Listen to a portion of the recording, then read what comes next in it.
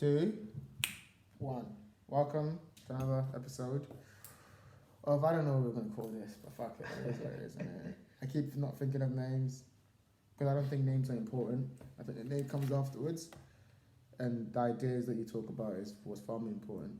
And this is pretty cool. I can tell if I don't win that. It's fine. That's how this works, guys. That's how this works. Oh. We always break character in the first second. If you're still here, welcome. Just because of the fire alarm might Yeah, be a bit annoying. That won't be very good. Anyway, man, how are you doing? Very good. Yeah? It's good to see you. Good to be seen. Good to see you. And today I wanted to do the podcast on a very important topic, a topic that I felt is very dear to my heart, as you say. I think, I don't know, I think you can't escape this topic, which is like the topic of how to be a man. You know, there's this quote by Marcus Aurelius I really like. He goes, waste no time arguing what a good man is, be one. And I think, for the longest time, for 3 or 4 years, we've always had this idea of how to grow into the proper people, the proper kind of man that we want to be. And we've kind of sharpened each other by just always keeping each other on his toes. And that's one of the reasons why I wanted to do this podcast with you. Because I feel like you have that perspective, which is unique, but also truthful. And that's why I want to get you on this. So, enough talking from me. How are you? That was a nice build-up. It was, right? Top of the dome. I hope you're not Off expecting... the dome. I hope you're not expecting some kind of magic out of my mouth. It's fine, it's fine. What was the question? the question, so what do you think that quote from Marcus Aurelius means? Waste no time arguing what a good man is, be one. And first of all, if you wanted to explain to them who Marcus Aurelius is and why that quote even matters. He was a philosopher / emperor of the Roman Empire. The Roman Empire? For quite a while. I heard about that empire. It's pretty big, isn't it?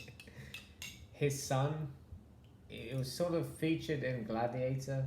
His son was Joaquin Phoenix's character, you know, the evil that killed him. That's not how it really played out, but how did it really play out? He was a great man and his son was a complete fuck up, but because so many of his children died, the empire went over to him, and he started a period of just incompetency, desolation, gross, just failure. He was very envious and evil and just sort of power, money hungry. But Marcus Aurelius was a very stoic emperor. He ruled during a time of great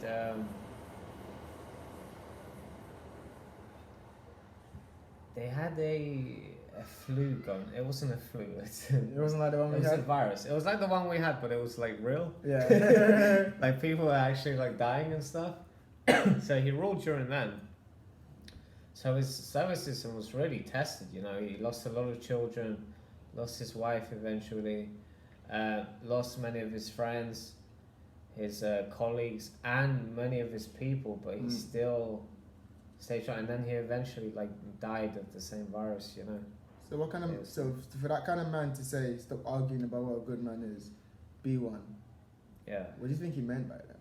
Well, it's in his meditations, which he wrote for himself. Yeah, that's what. So what he's probably doing, and more often than not, if he's written it down, is having arguments with himself about, or just long drained out thoughts about what a good man is, and maybe he gets a headache.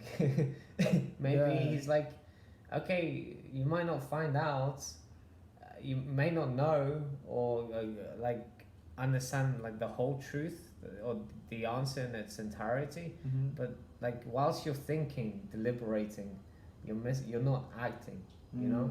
So it's just maybe it's saying to himself, even if you do a bad job, at least do a job of it. You might get better over time, but don't just sit around thinking about it and talking about it. Well, that's fun because that's what we're gonna do today. So talk about it, but I do think in order to, unlike Marcus Aurelius, what the power that he had for us growing up, in order to get it right, because there's so much push of the other way, Because I do think the world we live in today, masculinity is seen as bad. I don't think that's a news to anyone. Yeah. I think masculinity is seen as not just bad but incompetent, and I think there's a lot of incompetent men around. And so if you're growing up in that environment, how do you find yourself in that? How do you find the truth of who you could be? How do you even find what a good man is when you don't have any examples of that in your life? Yeah, that's why the question is difficult, because you have to first answer what a man What a man is, yeah. And we never had to do that. Yeah. We never had. We used to have women tell us, like by saying yes or no, whether or not we were men or still boys. Yeah. Now we have like a very small minority, it's a small group, loud voice, telling us, hey, you're me. Yeah. You can be me. You can be me, yeah.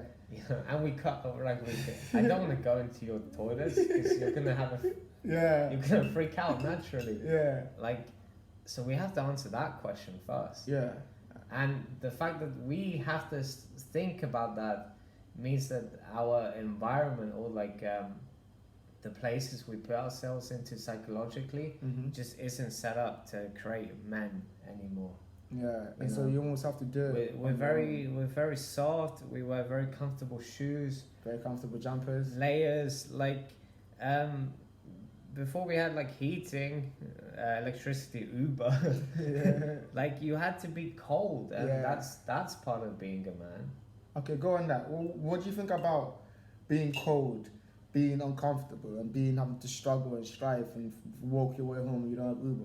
What do you think about that creates a man? And for that question, how do we have that but also remain not toxic, not to remain repeating the same mistakes that these men before us kind of made? I think if they made any. Being cold when you have no control about that eventually teaches you how to accept and why you should accept certain things, like situations outside of your control. And I think once you stop thinking about how cold you are, let's say on a night out, it's 1 a.m, you're in Trafalgar, it's cold, but like, I'm not going to be home in an hour. I can't go to the shop and buy a jacket. No, so I tried it once. I can't buy any more. I can't buy alcohol because I'm already, whatever the situation. Like, if you just accept the fact that you are cold, I think you stop overthinking, and then like some time passes, you're like, I'm not that cold actually. Like, if you believe you're cold, then you're gonna be like much colder than you probably ought to be if you're thinking about something else, you know. Yeah, it's like what you put your attention to, right? If you put attention to the fact that you're cold and not the fact that you've got shit to do, and the fact that you're outside and all of this shit, you focus on the fact that you're cold. He has a very like he has another quote which is like very relatable. Don't believe you are harmed and you won't be harmed. There's a second line I'm struggling to forget. Yeah. But the victim believes he's a victim, and so he's a victim. If he acts any other way, he sort of needs to take some accountability for what's happened, and people don't like want to do that, you know. If you find yourself in a very difficult situation, most often than not, like, you got yourself in there. You know what I mean? Like, absolutely. You go out late without a coat, drunk, like it's not gonna go like a morning walk. And almost you it's make like certain decisions. It leads to certain, environments and it's like when you're in those situations, you got to think about, okay, if I'm in this situation, how can I get the best out of this? If you're out there and you're in a situation, right, and you can't really help the situation, the best thing you can do is to change perspective about the situation, because then now you're on the path of actually solving it. If it's, I don't know, I can't find an example off the top of my head, but say you're out and you forget your keys and you're locked outside your house, right? Now there's two ways to go about it. So you go about it, it's like, oh, like, I'm a fucking idiot, I forgot my keys. You know, that might take a minute. You go through all the emotions, and then you start thinking, okay, what the fuck am I gonna do? The quicker you get to the stage of what the fuck I'm gonna do, the quicker you get the fuck out of the cold. So if you're out there and the only thing you focused on is how much of an idiot you are for the next hour, that you forgot your keys, and you're not in this right frame of mind to actually make. And then you're like this cold idiot. It's freezing cold. Maybe it's about to rain, how good are you gonna feel after that? Like, how are you gonna treat yourself? Exactly. And there's no, so yeah, so it's like those are just, I think like those, for example, that kind of example shows why I think I also sometimes think that being a man is not about almost about like the gender you are. Obviously it is, but it's like even if you're a man, you still need to, or if you say if you're a boy, I guess you still need to grow into a man. There's certain experiences that you have to go through to be able to see the world in a certain light. It's almost like a perspective. It's almost like a spiritual perspective, you know. Like the world is just is. The world is, you know, and how I react to that is what makes me able to take on the world, or how I'm unable to react to that is what gives me power over the world. And having that power within yourself or within the situations that you end up putting yourself in allows you a different perspective, which can make some way in the world almost, you know. Like it's almost like a code. Like the stoicism that we see, Marcus Aurelius inhabit and all these Seneca and all these different people, is like a view on life that they had to adopt back in the day because of the circumstances they lived in an environment. But we don't have to do that today. We live in such a comfortable time that now is not only just a necessity, but it's almost like if you don't do it, you're harming yourself, because the push the other way, the feminist wave, the feminist push to soften men, that's just like an onslaught every single day. And it's you know, it's been propped up and supported by guys too. So how do we, from that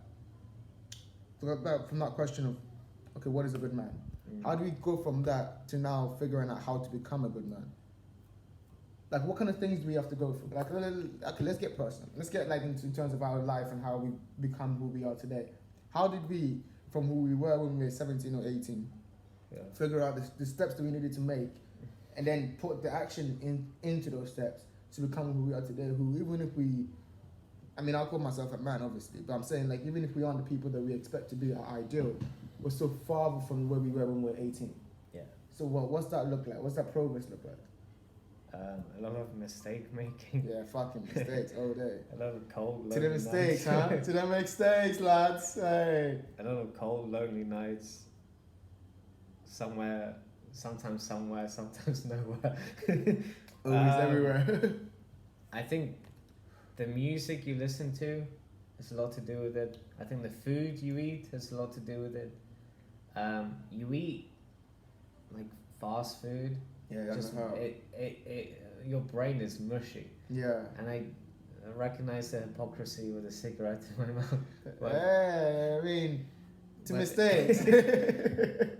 But Okay, what's the first thing that you but did? that, anyway? like, you've got to look at where you're at. If you're because let's get a reference point. Let's talk about ourselves when we Okay. were, should we say 18? 18. Leaving high school, sixth form. Yeah, that was a crazy time. On our way to the university, aka Death. give us money, we'll give Death you and paper. rebirth. Okay, so 18. So 18. Yeah, let me give you like a brief. My diet was trash. Yeah. Because my mum just cooked sort of fish fingers, chicken nuggets, and chips. Lovely Rob. A lot of fried up stuff.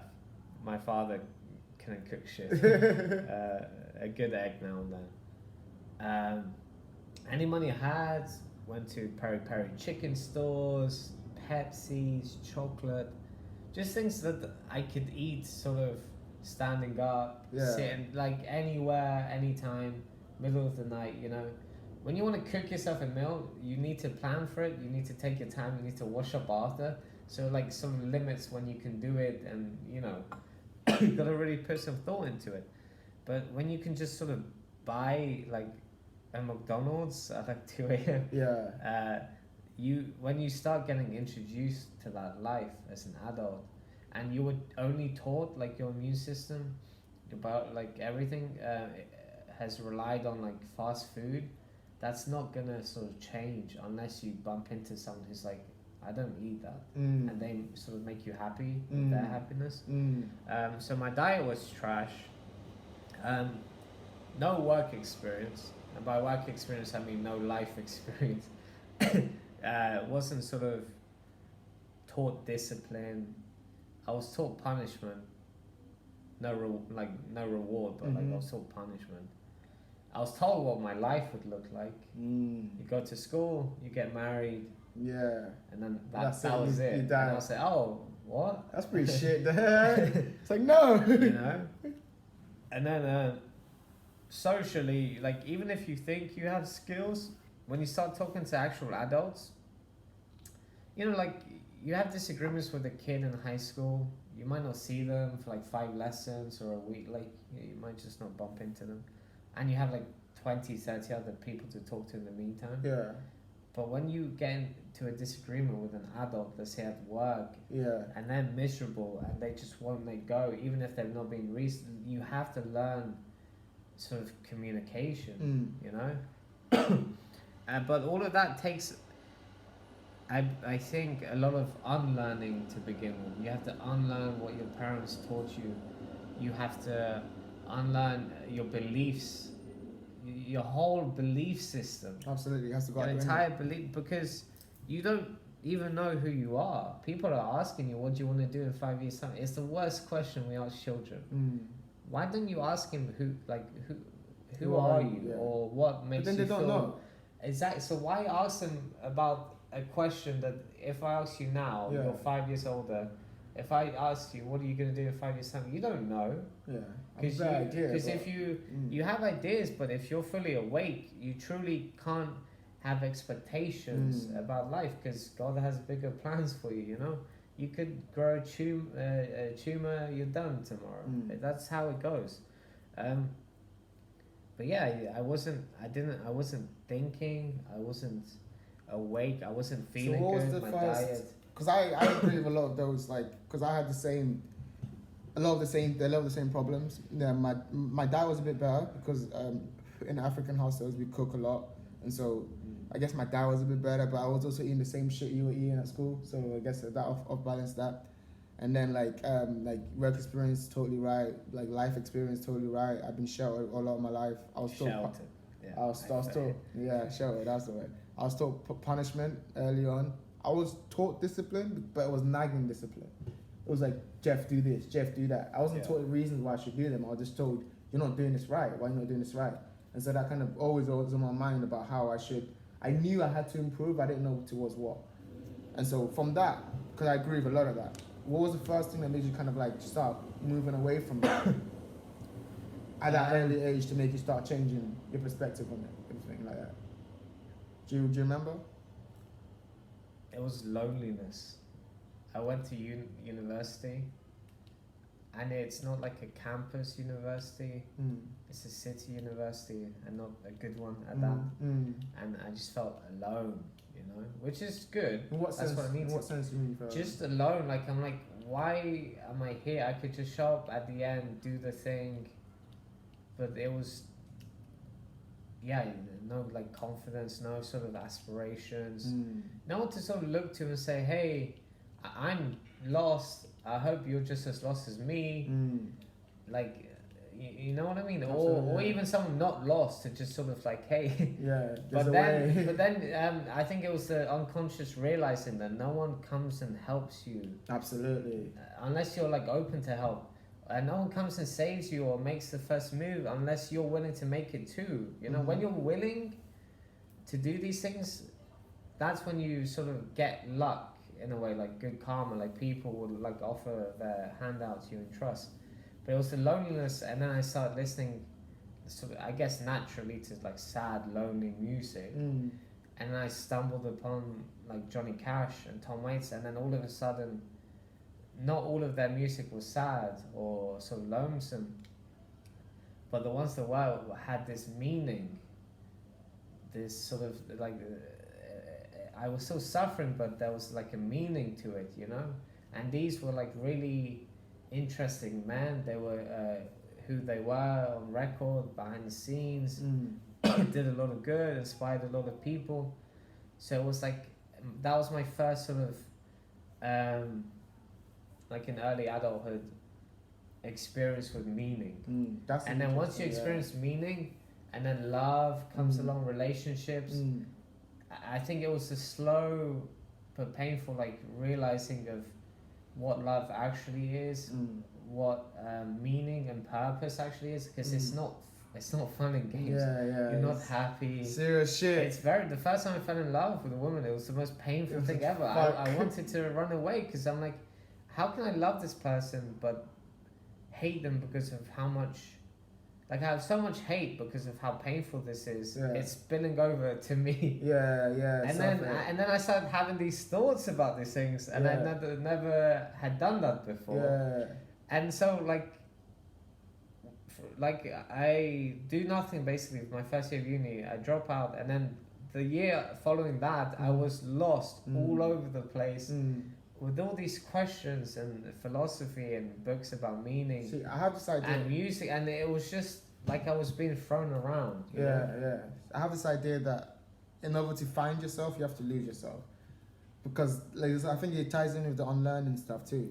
We have this perception of ourselves when we're growing up, put onto us by adults, the best for us. Yeah. But they don't understand who we are because we don't even know who we are. And so they tell you this is what your life is going to be like, and you go into uni with the idea, like, fuck, I'm going to do business, I'm going to do this. Like, even though I had no idea what I wanted to do in my life. So you get there, and then after you get there, you start realizing the kind of loneliness that you're talking about. Yeah. That kind of existentialism, oh shit, like, I don't know who I am, I don't know what the fuck is this world. You start waking up like, whoa, really, what the fuck is this world? My mother and father, my close friends, they're not here anymore to sort of tell me.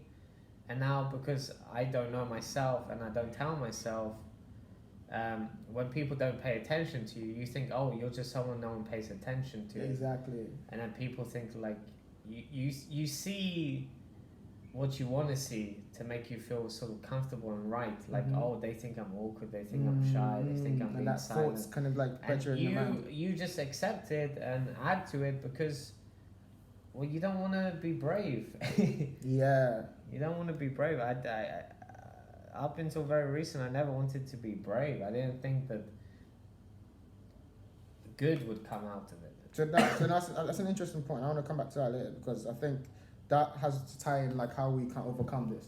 So in this stage of our lives, the fact that we're 18, we're figuring out loneliness, we're figuring out, I guess, like our smallness in the big world, yeah, and we're kind of now getting involved with people, now getting involved with relationship, shutting out old ideas of who we are, now becoming a new person, yeah.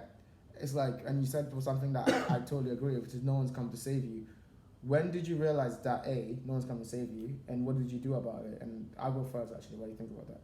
Because I feel like when I first realized no one's gonna save me was when I was in that uni room by myself for like 3 months, just watching anime, just doing all the shit that I thought I was doing before I moved out. I realized, oh shit, this life is terrible. Like before, that was just perfectly fine. I could stay at home, get fed, all of this shit. But now I'm in this new world. I'm supposed to be moving forward in my life, and I'm feeling awful. I'm feeling like my life is just plummeting. And that first realization that no one's gonna save me added on to the fact that I remember you introduced me to Pearson around that time, which is like, Pearson is a lifesaver. If I ever meet that guy, he's gonna get biggest handshake, biggest hug, whatever. Kiss that guy. Kiss that guy, man. So much special. But no, but like him and that time in my period, that period of time in my life, and mixing that and understanding that what you said about meaning. Like there is meaning in the world, there is purpose, and you got to do it yourself. And the journey from where you are now to figuring that out is the journey that you want, because it sustains you and it keeps you going and it keeps you thinking about all these things that you know deep within your heart that you should be doing. You keep pulling them off because, like you said, we haven't learned to be brave yet. And just slowly, just like starting, okay, cool, like conceptualizing the idea of who I want to be. You know, having an ideal. Okay, I want to do this. I want to do that. I want to be this kind of person. I want to talk to people this way. I want to deal with my family this way. I want to deal with girls this way. And having that idea, that age, in the pits of where I was, helped me so much to like overcome that and to learn. Okay, first off, no one's come to save me, but that's kind of freeing. I like this responsibility to mold the character who I want to be for myself. No one's going to tell me who I am. No one's going to tell me who I'm going to become, you know. This is all just for me, you know. And like, after that period of time, like even though it took long, because it does take long, and you have ups and downs and you fail and you think you're out of the woods and then boom, there's another woods, fucking it's even bigger than the last one. And like, it's just like, all of that stress and all of that kind of like, because there's a quote, it says, what worries you masters you. I think that's so true. What we were worried about back then is the same thing we were worried about now, but we've gone better at being okay with them. You know, we worry about truth and perception and like I don't know, like meaning and purpose and all these things. But we've kind of let go of those kind of will a bit. Yeah, like thoughts cast doubt in your mind, your life, and then worrying about your thoughts turns into like a master over you. Yeah. And that only happens because if you are never taught how to think, which I've not met anyone who was like, hey, my parents are great, they taught me how to think. If you don't know how to think, something emotional happens, you react emotionally, it gets worse, then you start, thinking, you fall back on your crutches, and then you do that bad, and then you worry about that, and then that turns into worry plus thinking. Then all of a sudden, you're your own enemy, but you don't want to accept that. You don't even want to think about the notion that you could be an enemy. Yeah. An enemy, and then that just leads to a More person mistakes, who's overthinking and constantly worried. Which is a crazy combination. Which was me for like 2 years. Which is all of us. I think this is why I think this episode is important, because I feel like that's a lot of guys. We never have. There's a thing about guys. We always want to figure out shit on our own. I'd rather fucking jump off the cliff and find out I shouldn't have jumped off the cliff than someone telling me don't jump off the cliff. So don't tell me what to do. I'll jump off the cliff if I have to. I'll find out. But like a lot of guys don't have the, I guess, humility to accept help. So it's not about help. It's about, okay, look, I've gone through the same shit, and I can't sit you down and tell you about it, but here's my experience, and here's the things I did, here's the things I messed up in, pay attention to that, because that shit's coming to you, but also here's how I got out of that, here's how I succeeded. So learning to be brave and all these things, okay, here's the next question. How did you figure out, first off, you had this whole thing with the relationships and you're now becoming more of an adult, you're taking responsibility for work, you're getting paid, you're now kind of becoming independent almost. Yeah. How did you go from that? Because even then, I don't think you still would have accepted yourself as a man. But how did you go from that transition? Let's say now you're 21. Yeah. How do you go from that transition now to okay, now I'm independent, I'm responsible, but I'm still making fuck ups. But I'm figuring some shit out. I've learned to be brave a bit. What was that like? Do you remember? There were a lot of people in my life that were very characters in a dystopian, it's like a Dostoevsky novel, especially if you read Devils or Demons. Just people that, if I had any sort of foresight or just eyes, vision, I would have avoided the plague. But they were sort of themselves. I think that's what lured me to these just red flag humans. They were just sort of themselves, and I thought that was brave. That they could live how they wanted to live. They could sleep around, drink, take drugs. They lived life on their own terms. Obviously, I didn't know about the underlying trauma, their coping mechanisms because of that. So I didn't, I didn't know about people's, decision making in tough times and how much the coping mechanisms do that for them. I just thought that was their character. They're this way because they decided to be. But it was very entertaining for me. Just interacting with adulterers, gamblers, whores of the night, just strange women. I couldn't be around a nice guy, and therefore I couldn't be around me. And because I couldn't be around... Whoa, that's a powerful statement. Yeah, okay, go on. Because I couldn't be around me, I had to douse myself in alcohol, in drugs, in just... whatever, decadence, whatever. Decadence. The life of decadence. Gambling, all sorts of things. The late nights, the darknesses around the streets of our great city, London. Moving like Jack the Ripper. A lot of smoking. I doused myself in all these things. I just jumped into the well of these experiences because I didn't want to be a nice guy. But bravery meant me facing up to my niceness by being unnice, right? Like, you know, like looking inwards. That's what bravery had meant. So I thought I knew what bravery was. And then when I got when those people eventually left, I cut one or two out, I was back to myself again. I had a few scars, but I was still like lonely. Like I was still, the nice guy was still there.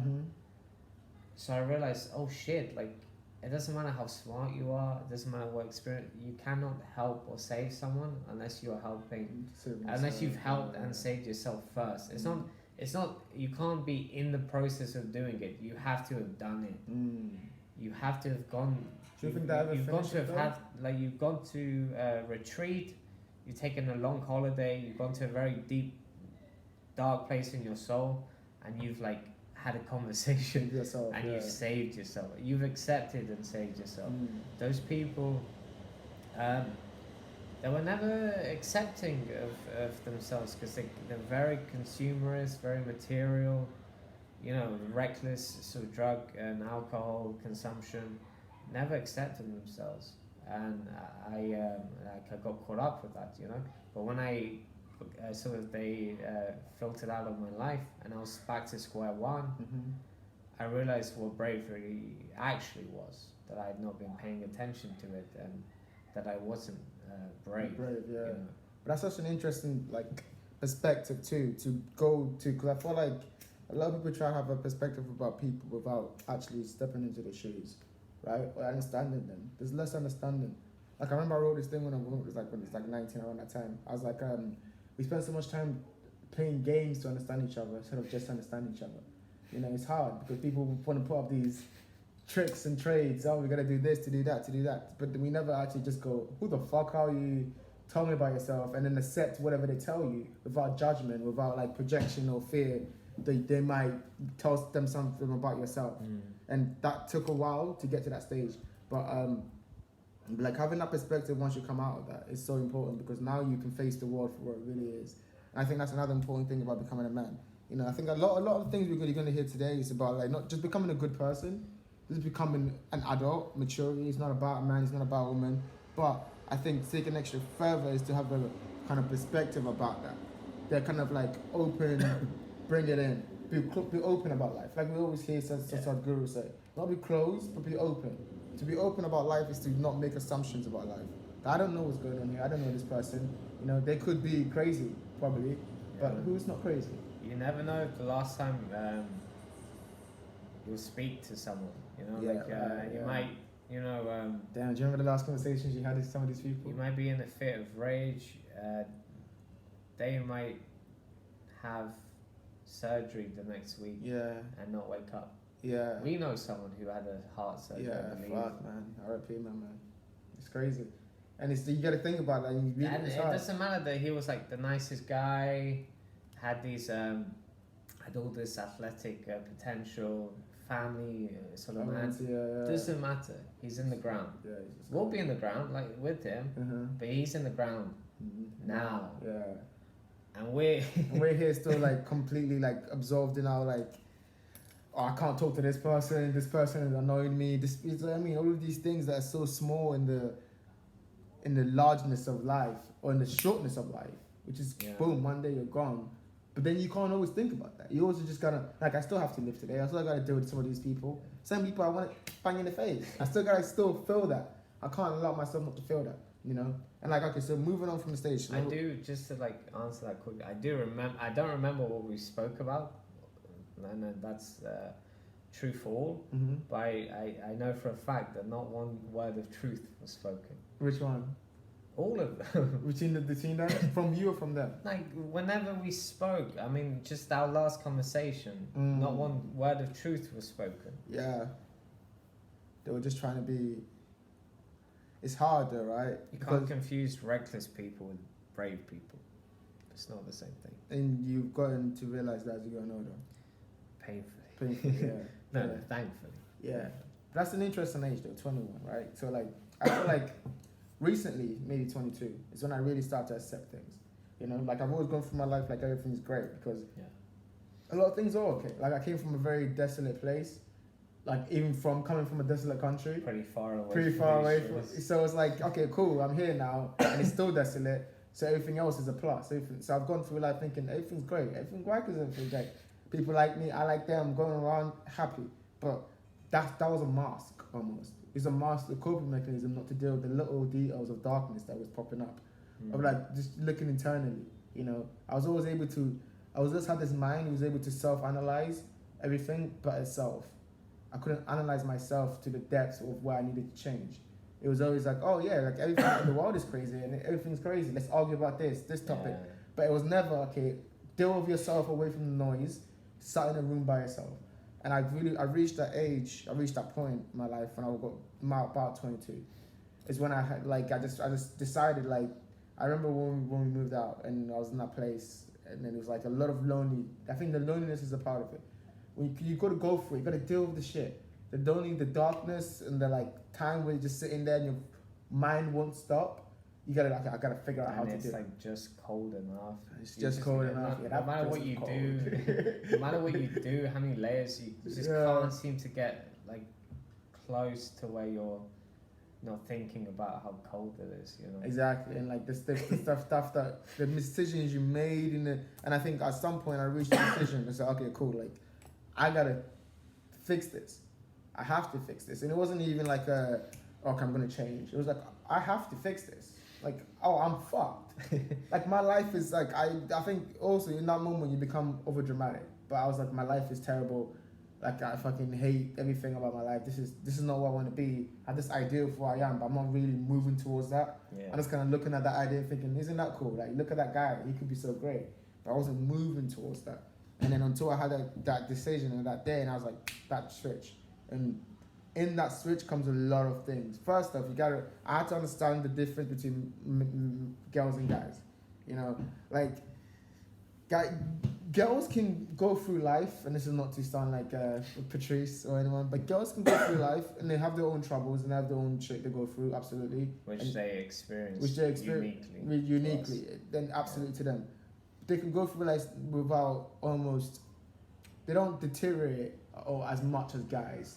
You know, and be careful. I've seen if they don't accept it. See, guys, if they don't accept their trauma and they don't accept the trouble, they deteriorate quick.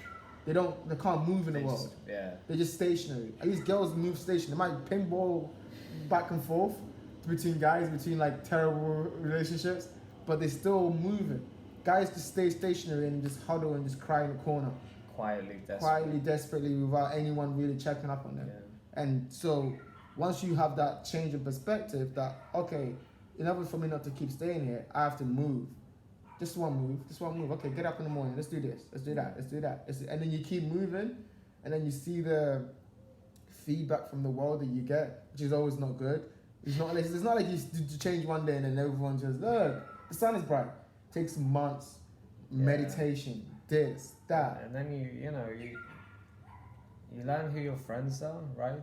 Yeah. But it's not even that. Like, you learn to not give a fuck really about the other people's opinions, because we had that sort of small park by our flat. Yeah.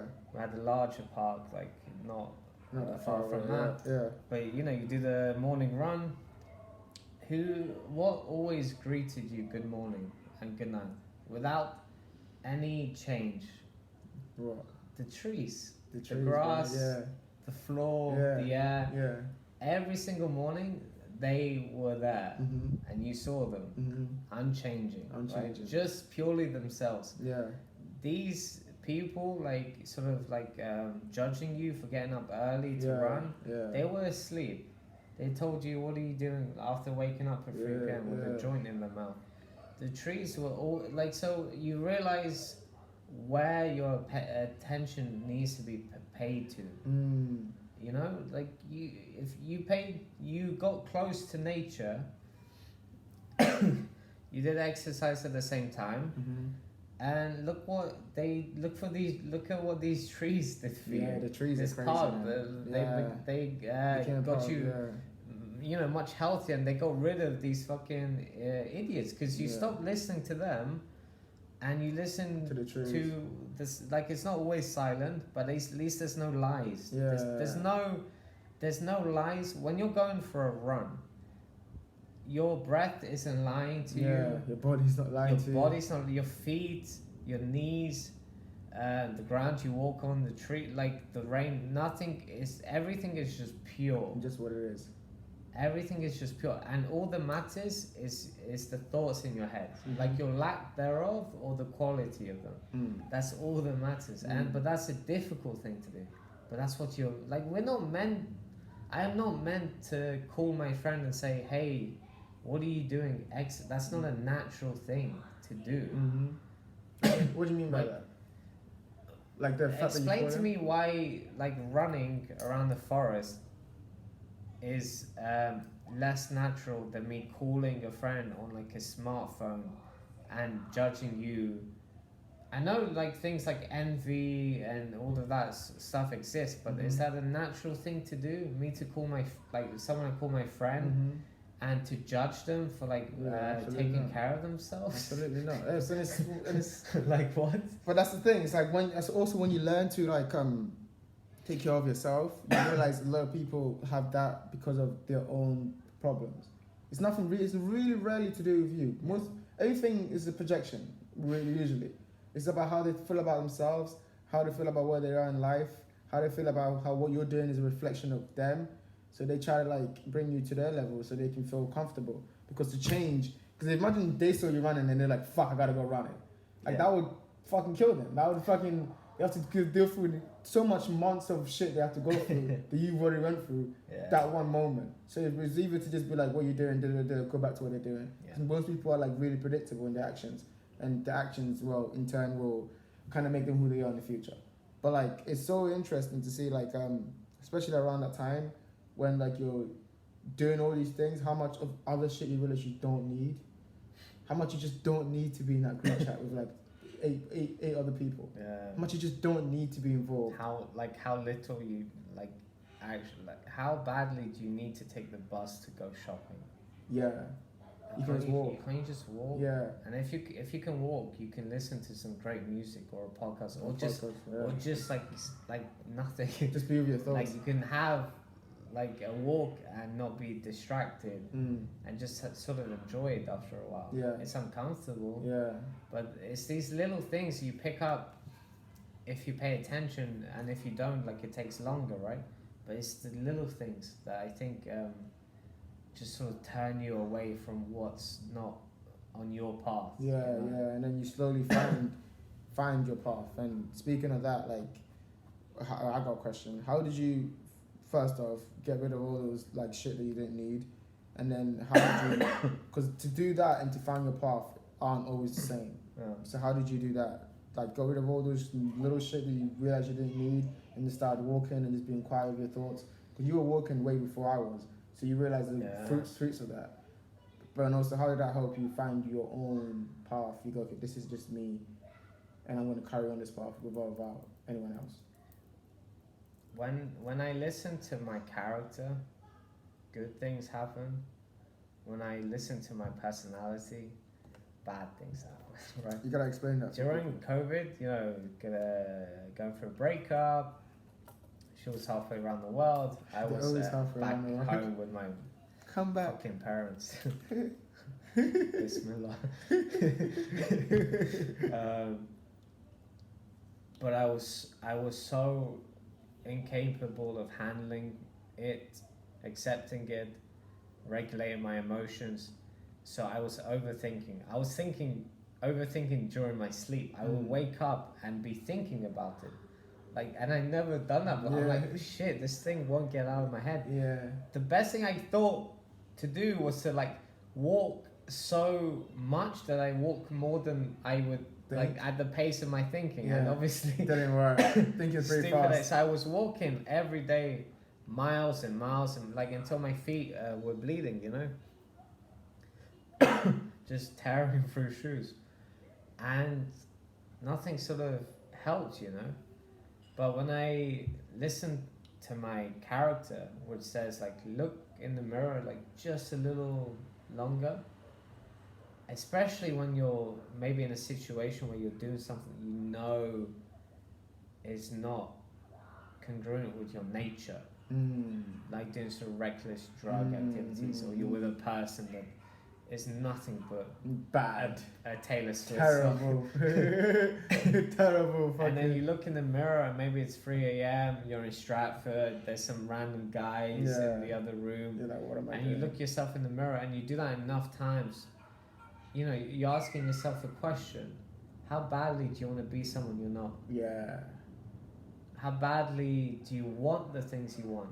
And enough to risk diseases, sickness, your character being spoiled, losing your family, your good friends.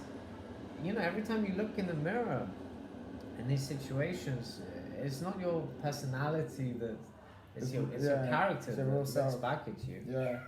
You know, the yourself behind yourself, you know. Yeah. So every time I sort of do that, because, you know, everyone can redeem themselves. It doesn't matter, I think, how badly you do something or...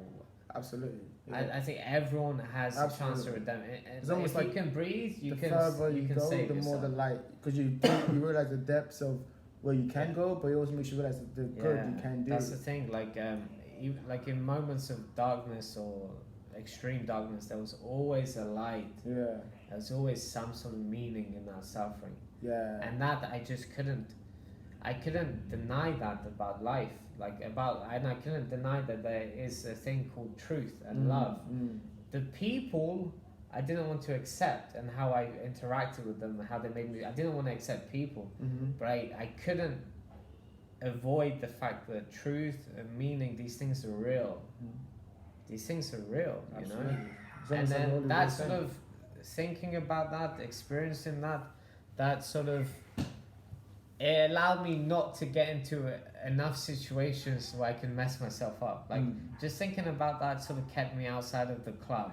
Not because I didn't want to go to the club, but just because I happened to be thinking and reading about these things, and then I just didn't develop like an interest, a real interest, or like hang around with people that are doing that, you know? Absolutely, yeah. I became boring, but to be boring at our age, I don't think it's such a sort of a bad thing. And it's but not you don't want to boring. be boring when you're 30, 40, like, because those are the best years. Every year is the best year, but those years are the best year of your life. You're going to have children.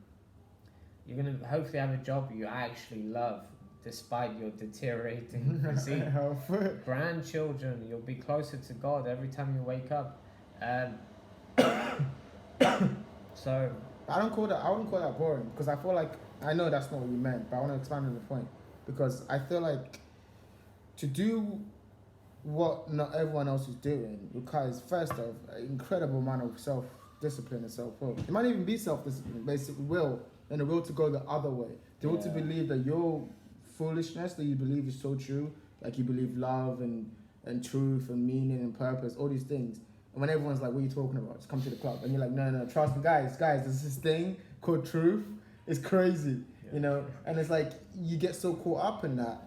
It's almost like your life becomes exciting because you're not focused on these things. You're fighting eternal problems that you know there isn't really an answer to. But you know that the seeking of that answer is the most important part.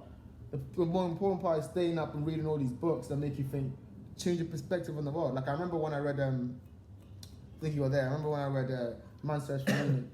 And like for 2 minutes, like 5 minutes after, I just couldn't speak. Yeah. I was just walking like, fuck, dude, that exists out there.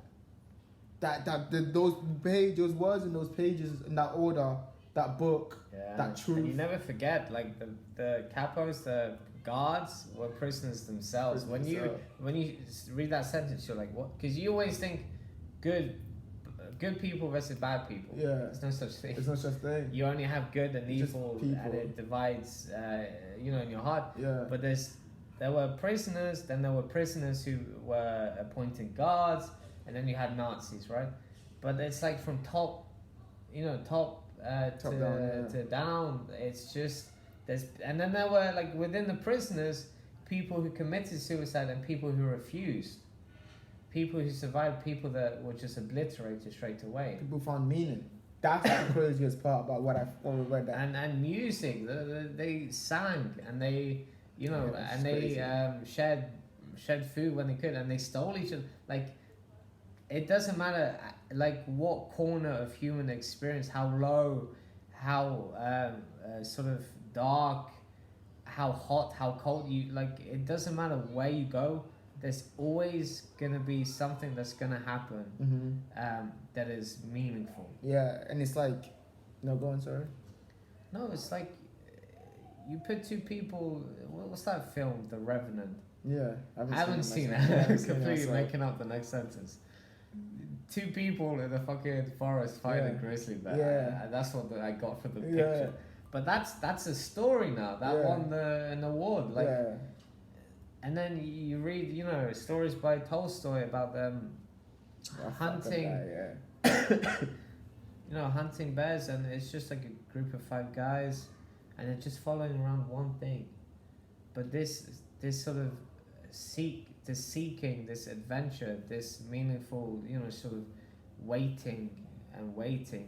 It's so brilliant to read, you know? And we can relate to it, and there's no fucking bears in. Exactly. And to bring that around to what we were talking about, the original question of this podcast, which is like to be a man.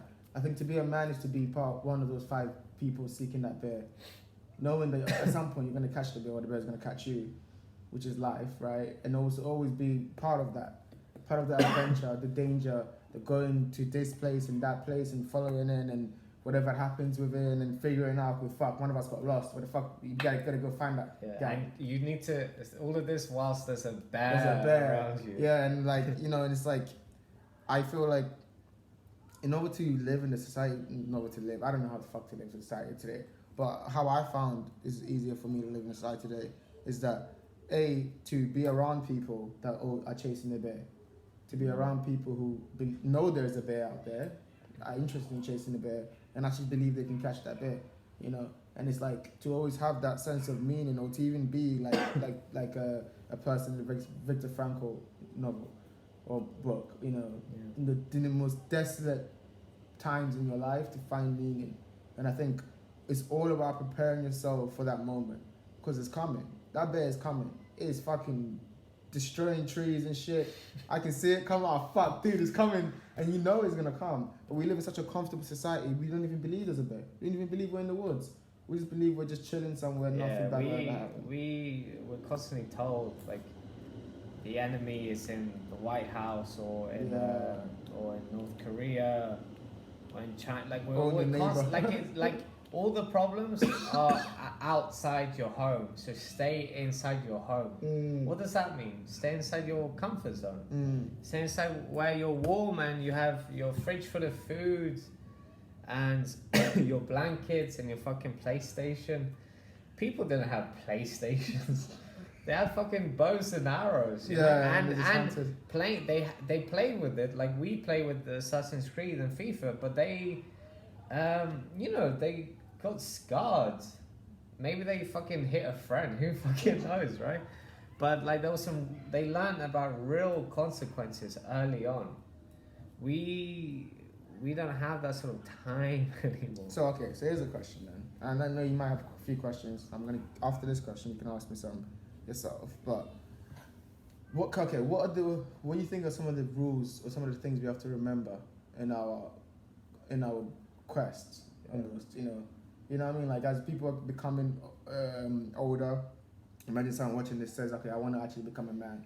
I'm inspired by these 2 idiots speaking about their journey, and I actually want to do this. What are some of the things you think they have to remember?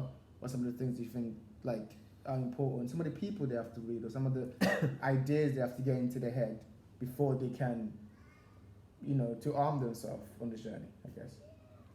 Do you want to answer that first? What do you think I asked you? Let's narrow it down. Okay. Are we saying rules or just general? Okay, let's do both. Principles. Let's do general principles. You say one, and I'll come back with you. Okay. So the first rule I think I have, which is kind of obvious, but don't lie to yourself. The most important thing is don't lie to yourself, and that's gonna be important, because self-deception in the face of deception, you know, what do you really want? Now that's the question, you know. He's doing it again. But no, that's so importantly true, because as you move forward, you're going to be happy with where you are, especially if you see progress. You see progress, you start looking at all the guys like, oh, at least I'm not that fucking idiot. At least I'm not that fucking idiot. Yeah. And you get comfortable when you go, I have all these things. I don't need to follow those tenets anymore. Yeah. But that's when it comes for you, man. Because that's when you start to live lower than what God intended you to be. God intended you to be great. And you have no other choice. The circumstances you're put in, the fact that you're born in this era even, the comfortable lifestyle, but with that mentality, means that God intends you to be great. Yeah. You know, even if you don't believe in it, fuck, it doesn't matter. But it's important because it's real life. We need great people out there. And so, in order to keep on track, don't lie to yourself. Always remember that you're half lying to yourself anyway, because you want to stay in your comfortable scenario. You're still the same person that was doing all those fuckery those couple of years ago. You know, you're not that much different. You just have different ideas.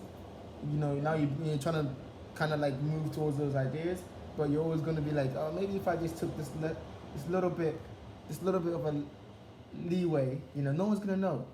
You're going to know. Your conscious bears witness. And don't forget, just that this is not a separate one. You never get away with anything you say or do ever. Facts. And it may be 8 years down the line. It may not come to you in the form of karma, but you never get away with anything, because there's always someone watching, and there's always you and a higher that guy. God. He doesn't miss anything. Watching. Yeah. And you don't. That's it's a lot to see. Because you got to think about it. It's like you have infinite number of possibilities of things you could do in a moment, right? And if you choose to do things that half of them are lies, right? You choose to do those things, even if it's just a little lie. Now you're taking a route in life or in reality, which is now you're going down that lie. You've not gone down the path of truth. You're going to figure out that lie 10 years from now, 5 years from now, next year. Because instead of keeping your life on an order of just telling the truth and getting the feedback from it, people are scared of the feedback from the truth. You know, if I tell the truth, I might have to do this really uncomfortable thing. Well, that's why you're supposed to do it, because that's really uncomfortable thing. It's going to help you. Sadly, most people don't, and then they have children. Yeah, I mean, but that's just life, right? That's just like everyone gets to live life their own way. I think I've got it decent, and I think this is.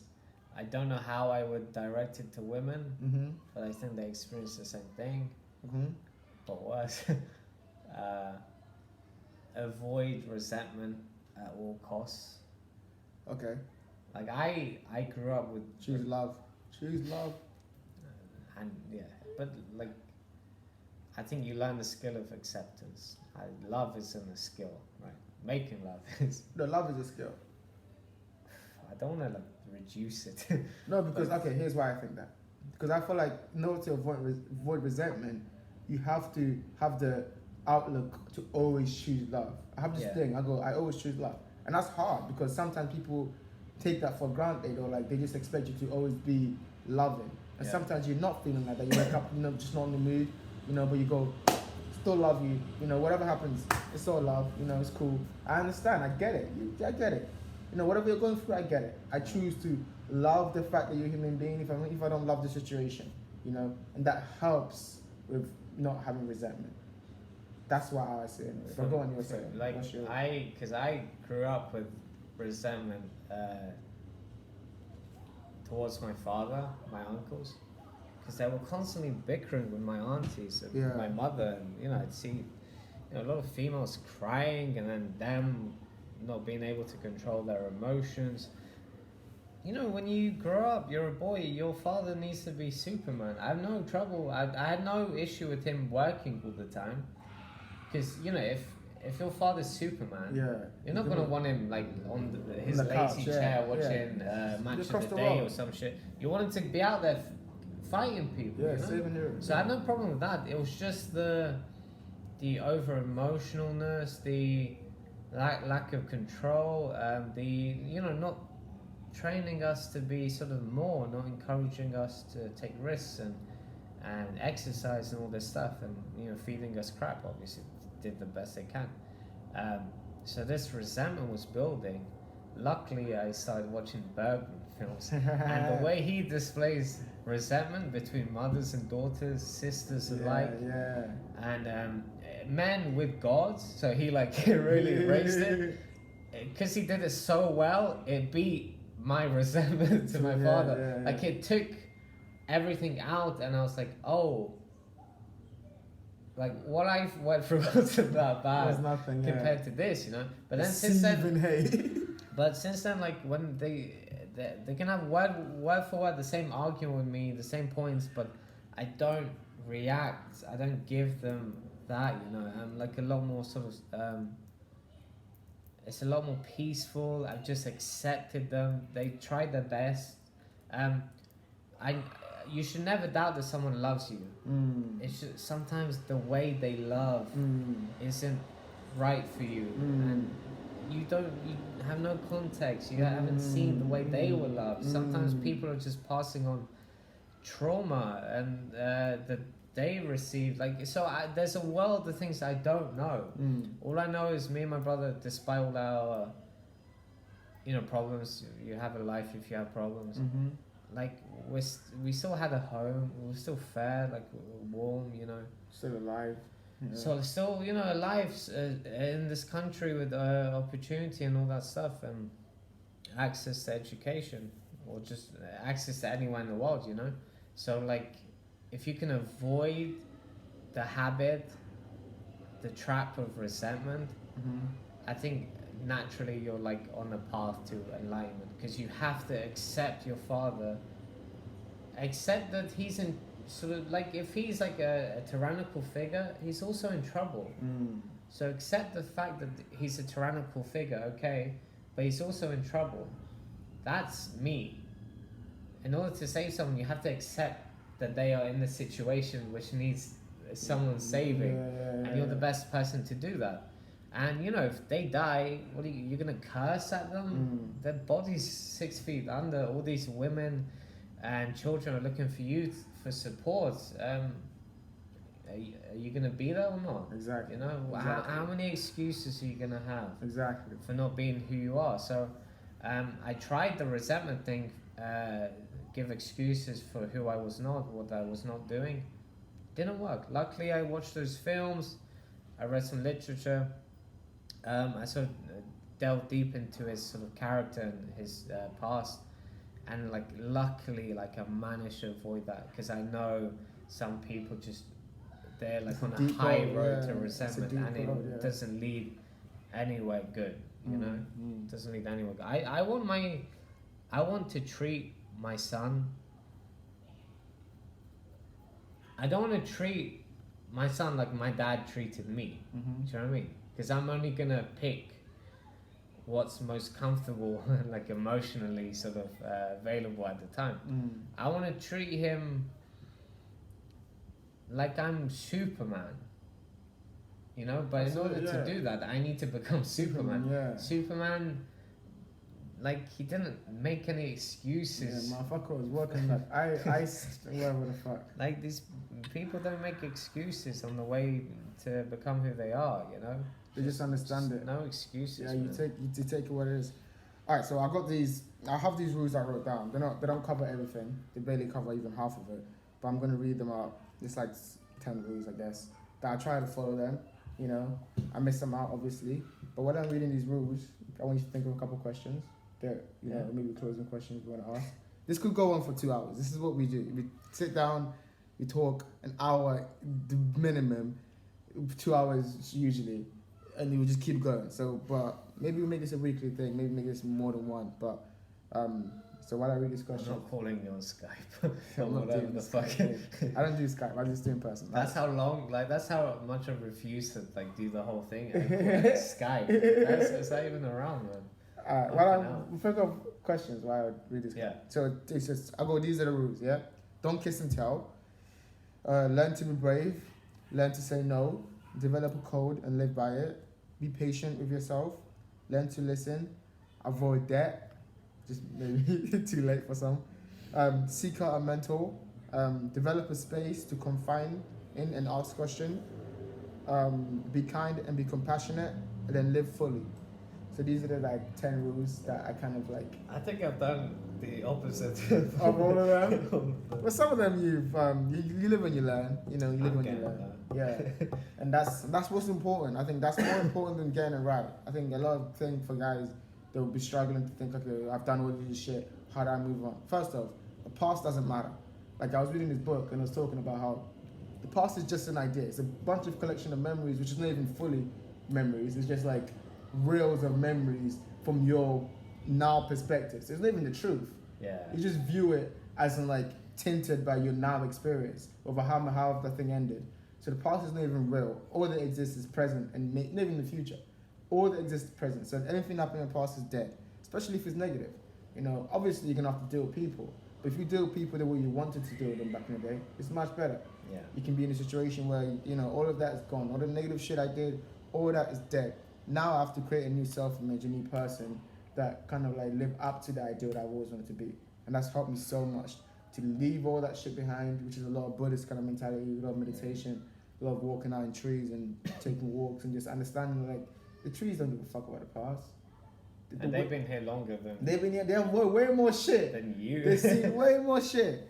But they don't care. They just go, fuck it, it's the wind. We blow to the left a bit, it'll go away, you know? You just learn to move, learn to be malleable with the circumstances, always be happy, always shine, never shrink, always grow. You know, there's a lot of things you can learn from nature. There's a lot of things you can learn from people. You know, and so that's my thing. Do you have any questions? Any things that you've been thinking about before we close this up? Let me just flick through these again. I mean, these are like some things I wrote. That's it. That's just it. No, the rules though. No, the rules thing is here. On your phone, okay. Yeah. Technology. It's a new world. What man. does don't kiss and tell? What does that? It means have like, okay, so when there are a lot of times these days, people will deal with girls and like they have it's a lot of sloppiness. It's ego, you know, because a lot of us deal with girls in different ways, you know, but we feel like maybe when back in the day we couldn't get girls and now we can. Want everyone to know about it. Want everyone to know how just good we are. Look, I got this, and I fall under that too. Yeah. But I do that with close friends and no one to think out loud sometimes, you know. But like if they ask you a question about a girl that you intimately involved with, you know, don't answer the question. It's a trap. Don't answer the question. Just say, laugh it off, learn to avoid it, bump and weave, you know. But don't, because that's a whole person. Imagine that person was there when you were talking about them. And imagine your conscience now has to be there when you face them again. All the shit you said about them, that's in your mind. Yeah. Even if they don't know, that's in your mind when you're dealing with them. Have the purity of heart to just deal with the relationship how it should be dealt, which is like a relationship, like if anything else. You don't go behind your boy's back and talk about how he's done this or that. Don't do the same thing with girls. That's a hard one because generally you're with a girl, and especially in the beginner stages, you're happy. And when you're happy, you just don't pay attention to what you say. Yeah. Unless you do a good job of regulating your emotions anyway. Mm-hmm. Yeah, and it's sort of like a cry for help for people in your past. Like, hey, I wanted to feel this happy then. Where were you? It doesn't matter. I've done it now. But it's useless. I can only see negatives from it. It is only negative. To kiss and tell is only negative. The girl finds out you're fucked. Yeah. You know, your girl that doesn't find out you're still fucked because now you're still walking around with this perception that it's okay to do these things. And at some point in the future, it's gonna come about you. So like, and there's also just respect. It's about respecting what it is. Sometimes I have doubts if I should tell people about the girls I'm talking to. Because now I tell you something, you expect me to react a certain type of way. Now that forces me to react a certain type of way. And relationships change.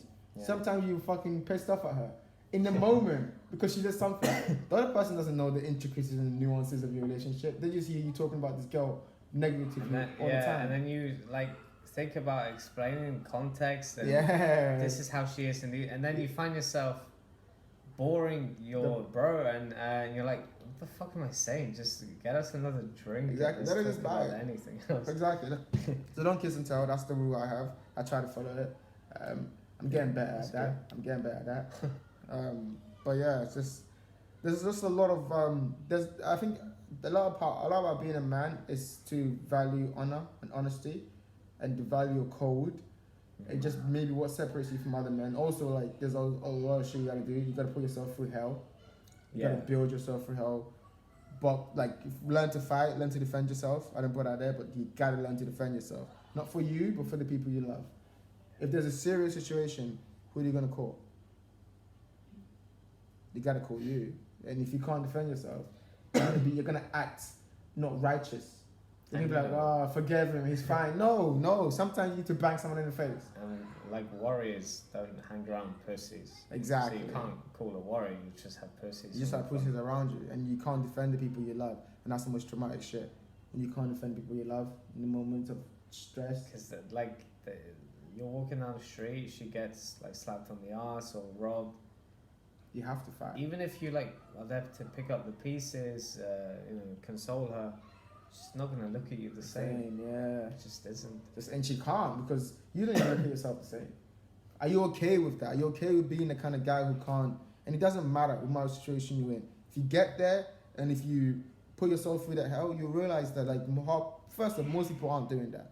Most people aren't there exercising and putting themselves through the hell, learning how to fight, learning how to. It's not self-defense. It's getting ready for war. Always being ready for war. Always to walk around the situation with the understanding of this could go left. If it goes left, I've been left. I know that fucker, So I can be okay, but that allows you to be happy and be calm and not anxious and have anxiety with people. So learn to fight, learn to think, properly, read a lot, let your curiosity take you where it could take you. Learn to wait fast. But yeah, like you just learn to do things that are hard and become comfortable and master that. And that's gonna take years. It's gonna take your whole life. But that's the deal of it. Remember those days when you didn't know what you were gonna do next week? You didn't know what your life was gonna be like. That question you asked, were you gonna be 5 years? All you had was like your imagination. Exactly. And now at least you have an idea. Like if someone asks me a question, what do you think you're gonna be in 5 years' time? I'm gonna be struggling. I'm gonna be walking through that hell. Suffering. Learning the same shit I'm learning to do now, but a bit better. I know I'm gonna do tomorrow, and I'm gonna do next year. I might not know the details. Life might throw a curveball at me. Yeah. It will throw a curveball at me, not mine, it definitely will. I have to be able to react to that. And so that's what a lot of this is about. A lot of it about having good friends, having people that you can challenge you, like warriors, both mentally, physically, spiritually, whatever fucking we have. But I have people that can challenge you, because sharp still does sharpen still. And I know for a fact, knowing you for the past however fuck I've known you has helped me not bullshit myself in situations. Too fucking Not bullshit myself in certain situations. Because you ask yourself the question, and then it's like, oh, you can lie to yourself. But then when I come and I bring it to you, you ask a question, you're like, okay, yeah, fuck, no, he knows. Yeah. He can see through the bullshit. Because he's deep, he's also going through the same shit. So he's been there, made an other decision, and you're going to tell him about how, oh yeah, but she was doing this. Shut up, bro. We know what the fuck you did. I know you, so I know what you did in that situation. And so, like, yeah, get a good circle of friends around you, men, hopefully. Deal with men in ways of honor and truth. But never forget, it takes a long fucking time. It does. So don't be in a hurry. Don't be in a hurry. Learn to wait. Because you'll rush into a pit of snakes. Yeah.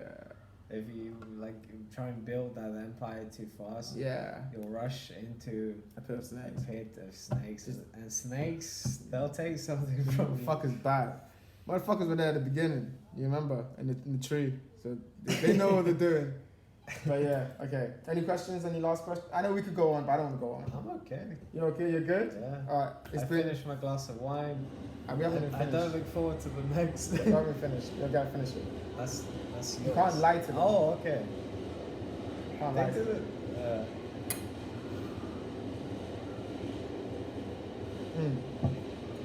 Now we finish our glass of wine. And so that's a great place to end it. Thank you for coming. Oh, thank you for me for coming to you. It's been good. It's been good. I think it's important to have these discussions though. I think we have this discussion for a long time, but it's important to track our journeys. It'd be fascinating to see this in a year's time. Where we are, you know. We've had conversations like this before. Tell our heroin addict. And I play this too. Homeless.